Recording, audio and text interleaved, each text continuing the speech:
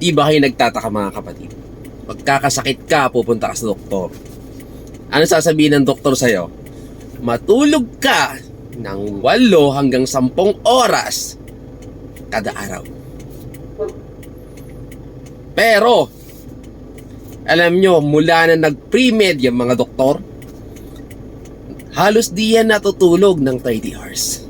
Lalo na mga kapatid, pag nag-residente yan, paano kami maniniwala sa inyo?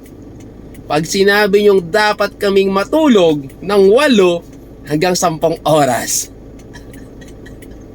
Joke! Pero mga kapatid, sa kinaukulan, shoutout, kawawa ho yung ating mga doktor. Sa pag-aaral pa lang, halos hindi na yan natutulog ng 30 hours. Sa pag-aaral pa lang. Pag naging doktor na lalo yan mga kapatid, kokonti na ang pahinga niyan.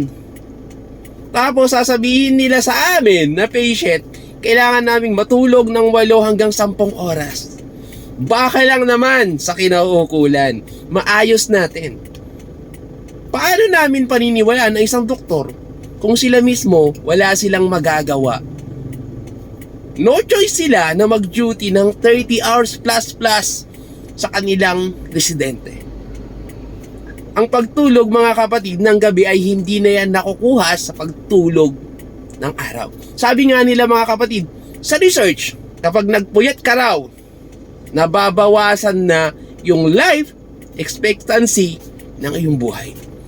So sa akin lang mga kapatid, no, shoutout. Pahalagahan natin yung ating mga doktor.